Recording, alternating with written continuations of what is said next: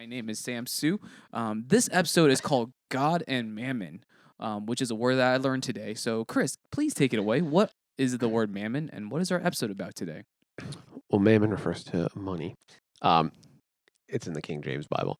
But this episode came to me when I was doing some reading, and I was reading about how, like, the author, rather, was writing about how we kind of look down on wealth inherently as if it were like a sin, almost.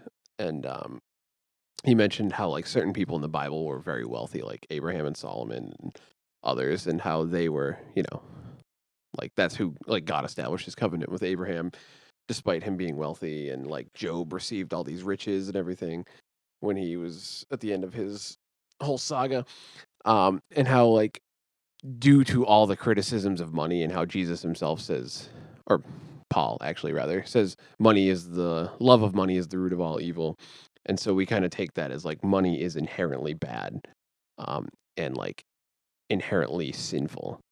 Which I don't think it's true, because it's not like one of the 10 Commandments where it's like, don't steal. It's not like don't have money is one of the 10 Commandments, And so, I don't know. I was doing a lot of thinking about that. It's very interesting. You wrote Matthew 19:24, and again I say unto you, it is easier for a camel to go through the eye of a needle than for a rich man to enter the kingdom of God. Which was very, like, Jesus being very snarky. And but it's very interesting, and I think my first thought is like, but can the camel go through the needle? Right. I mean, like, realistically, no, a camel and a needle are two very different things, but, like... If you had a big enough needle. I didn't say the size of the needle here. Now we're thinking outside the box. But, like, I don't know, like, my first thought is, like, could I just be justifying that? Like, by saying, like, oh, but, like, this doesn't say that's impossible. It's implying it pretty heavily, right. But that reminds me of that instance where, like, that dude that came up to Jesus, like, yo, Jesus, like, can I follow you? And Jesus like, yeah, homie, go home and sell everything. And then the guy was like, oh, feels bad because I'm, like, a relatively rich dude. And he ended up not following Jesus because he didn't want to sell everything. Like, I don't know. Personally, I feel like even though, like, it's the heart behind it, right? It's like, oh, like, what do you do? Like, we have so many different people in the world. Some people are richer than others. We, on the other hand, are poorer than others. You're right. Mood. But it's like a matter of, like, what do you do with your money? It's a matter of, can you let that go? Can you give that away to certain things? Like, I for some reason, this kind of made me think of last week I was at a house church and we watched a sermon from the pastor of College Church, and he was talking about the stimulus package that's coming out. He's like, a lot of us will need it, but some of us will not need it. And his challenge to his church was for those who do not need it, because $1,200, a lot to some, chump change to others. Are you going to hold on to that money, or are you going to give that money to people who need it? Which I thought was very powerful. Yeah.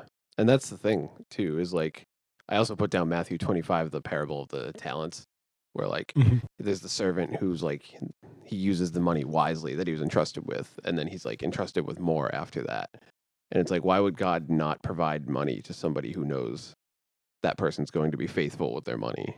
And, I mean, I don't want to say that, like, obviously God will do this, but, like, if this person's responsible with money, using it wisely, using it to show God's love to people, then I don't see any reason why God couldn't be like, oh, well, I'll entrust you with more money because I know you're not going to, like, hoard it or have some offshore bank account kind of thing. Just imagining, like, some guy writing a stone tablet check to offshore. To the four quarters of the earth. Yeah. A lot of the money stuff is, it's because, like, that's one of the things we value the most. Like, in any given society, like, money is such a highly valued thing. Yeah. And so it's like, that's why, I mean, it's kind of like a lot of Paul's letters were about sexual immorality. And I think it's because the churches he was writing to, like, that was such a common thing in their culture. Like, he knows that that's something you're going to struggle with a lot. And so it's, like, very ingrained in us. So, like, that's why it's addressed so often, But if God didn't want us to have any money at all, I feel like that would have been much more clear. Yes. My first thought is like, I wonder how many times it's mentioned in a negative light opposed to a positive light, like having wealth. I'm sure you could find somebody who's counted, but but I like, of course, that doesn't mean anything, but I was just intrigued because that's like if one has 4,087 and one has 4,086, like there's no difference. Like not one's more right than the other, but right. I like it is, and I hate when the answer is it comes down to intent because like that's such a bad answer for literally every question. I mean, but I guess it's also the answer to every question. I literally wrote that on my notes. Good, you're starting to get me. Because like it's really easy to go like, well, if you handle your money well, then God says you're doing good. And you're like, okay, if you handle your money bad, God says you're doing bad. It's like, well, what does that look like? Like it's very vague and non-specific and just like not really helpful. But yet I always go like, well, it comes down to intent. Like, well, it's like alcohol is a big thing, and I think it's not specifically like never drink alcohol because there's a lot of positive things about wine in the Bible. Like Jesus turns water into wine, and like it's part of communion. But it's like that's also like alcoholism is a rampant problem in society, and like our own pastor never advocates for any kind of alcohol. Partially, I think because of that, because like history of alcoholism and like it's like it is about intent and like if you're using it responsibly, like.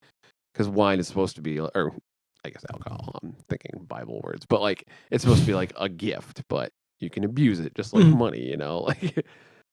Yeah, it was very interesting that you equated the two, because I wouldn't have done that. Money and alcohol? Yeah.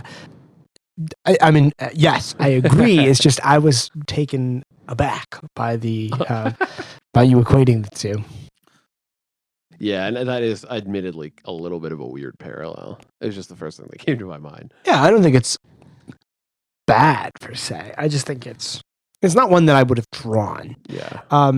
Because I think it's most of my time in life. I'm like, oh, like money's bad, because money makes people do bad things, and like I don't know. And it's very easy when you have money to do bad things. I don't know. Like it's very interesting, and I feel like that's like a very common quote unquote Christian message is like money's bad, give to the poor, like and like that's true, but like there's another side to that. Like sadly, life is full of duality, which is wicked dumb. It is, and I think we like almost idolize that, or at least put it on a pedestal. Like being poor is something to strive for, almost in some ways, which. I mean, for some people, I think it maybe is. Like whether you're called to, or maybe your life is just kind of the kind of life that's going to be poor, I mean, like the Beatitudes, right? Yeah. I mean, it's mentioned in there. Right. Blessed are the poor. Right. It's true. So, I mean, it makes sense. It's not a big leap. Yeah. I just think it's dangerous to start putting people down who have money. Agreed. Yeah. Which, I'm not claiming either of you would say that, but yeah. I mean, because you also look at the church, it's like, a decent amount of the money that comes in, or like a lot of the money that supports and runs the church, are donations. And I mean, I wouldn't be employed if it weren't for people like tithing. Yeah. So I think it's always beautiful when like you hear stories of like people like, oh yeah, like we got an anonymous $10,000 donation from somewhere out there, and it's like, oh, that's baller. Like to see people using money in that sense. You mentioned something that, what was it? The more money you have, like. I don't. Do you mind repeating that? I'm just saying, like, when you have a lot of money, it's really easy to do terrible things to other people. Yes, the temptation is there. I mean, I think it's just like you have the ability to, like, you have literally the resources to, like, it's easier to exploit people for labor when you have a lot of money. Yes. Yeah. Like it's easier. I think it's easier to do more terrible things when you have more money. No, yeah. I'm always torn because like I think about money a lot because I've never had a lot of it, and it's frustrating. And like I also think a lot about like I've worked on a lot of service jobs, and I think a lot about like whether it's fair to not be making much, even though we're considered essential right now. And like we're heroes to the people, but yet, I can't afford a rent with the amount of money I make. But that's a different issue. But like, Yeah. I go back and forth between that mindset and like, I still have so much more money than some other people who are literally, like, they literally don't know where their food's going to come from tomorrow, If you don't mind me asking this, because you use the words like, oh, idolize being poor. Like, Mm. I just can't recall. Like, I mean, in my own personal life, I can't recall like an instance where like it was just like, oh, like let's be poor together. But I guess like kind of like you give a little bit more like elaboration on just like the idolization or like have you witnessed it in your life, or like any of you. I mean, so if I can take a stab at it, Please. I think there's like no one idolizes, like living a life of paycheck to paycheck. Yeah. I think that's pretty common. I think most people want to be able to survive. But I think a lot of people do like idolize the idea of like, oh, look at me, I give so much that I'm so poor. Or like the perfect balance of like, oh, my life is great and everything, I have everything I need, and anything above that I give, right? Like, I think that's the thing that people idolize. I don't think the idea of like not being able to survive and like being stuck in a cycle of poverty and those things, I don't think people idolize. But I think as like a Christian organization, I think a lot of times pressure is put on to be like, oh, like, I mean, blessed are the poor, right? Like, I think it's easy to take and jump to that conclusion of like, you're doing so much better in life if you're suffering for Jesus. Yeah.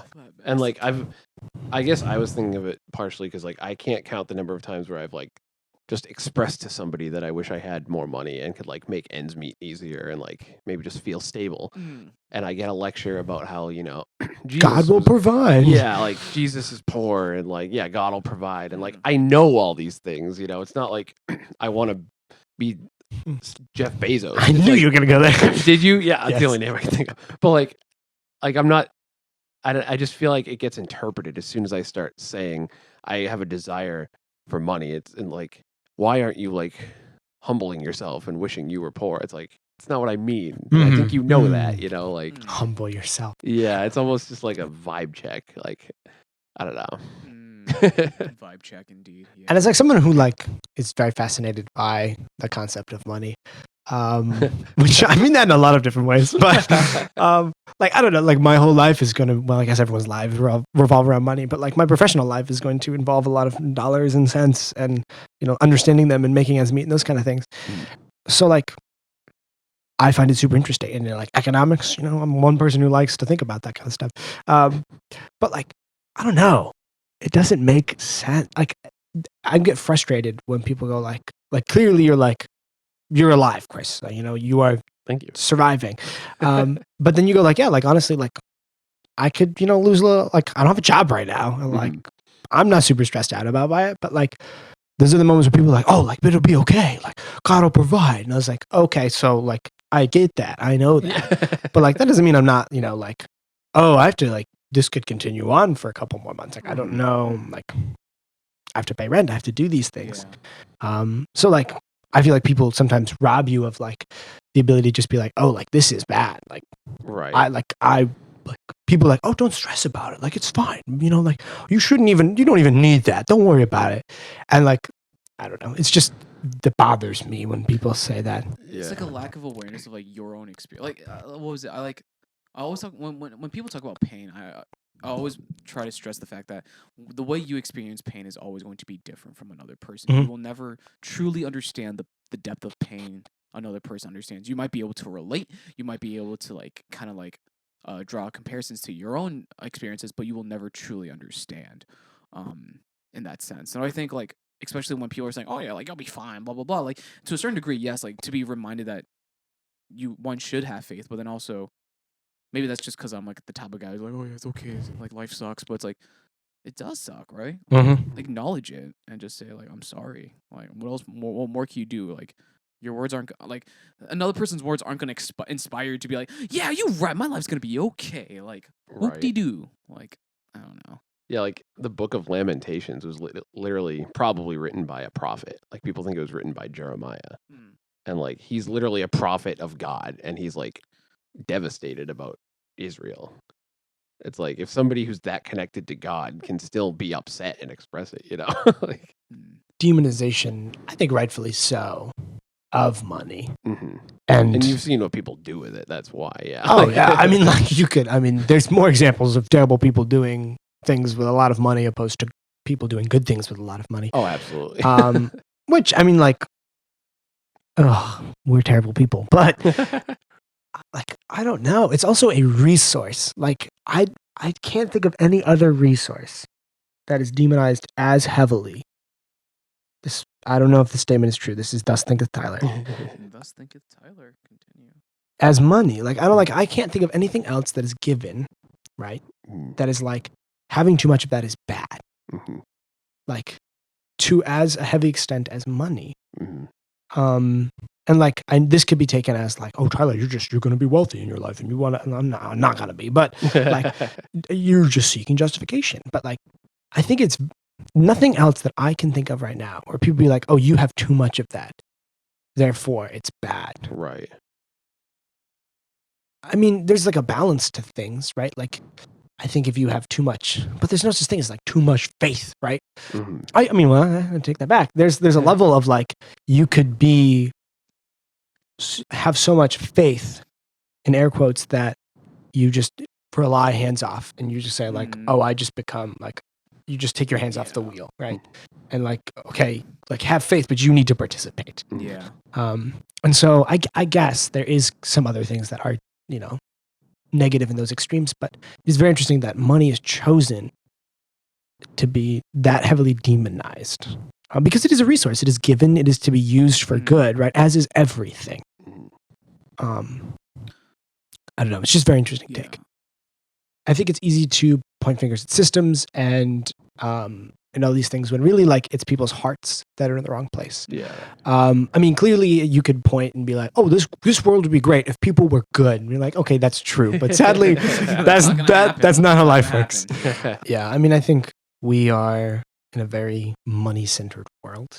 I mean, I think all of human history has been money-centered. I like money makes the world go around. Money makes the world go around. No war, all wars are money wars. Yes. And so like, I think it is something that is super rooted in every decision that we make. Like, I don't think there's any decision that doesn't come down to money, right? And I think that is the core issue, is that that's not what it should be. Money should not be, the end all be all. And I think a lot of people think it is. And I think a lot of people like fears and anxieties and things and get wrapped into it when they don't really need to be, right? Yeah. It's something that's given to us, something that it's a tool to be used to do God's will. Yeah. Amen to that. Yeah. This has been episode 35? Yes. Question mark 35. This is episode 35. Thanks for listening, guys. Be sure to check out our website at 3losersinachurch.com. You can see all of our different platforms and our Instagram and whatnot, and keep updated on what we're doing. Appreciate you guys listening, and enjoy the rest of your day or night Or morning. or morning, whatever it is. We out. We out.